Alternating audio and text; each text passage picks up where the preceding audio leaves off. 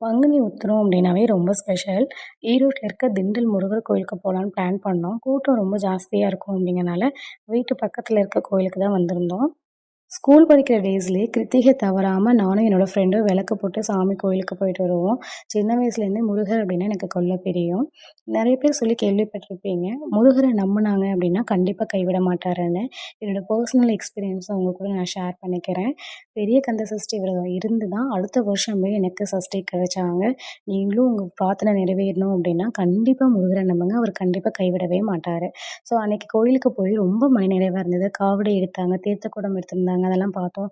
அது மட்டும் இல்ல, தீர்த்தம்லாம் நமக்கு கிடைக்கிறது பெரிய விஷயம் இல்லையா? பாலாபிஷேகம் பண்ண தீர்த்தமும் கிடைச்சது. சஷ்டிக்கோட பேர்ல அன்னதானத்தில கொஞ்சம் பணம் செலுத்துனோம்.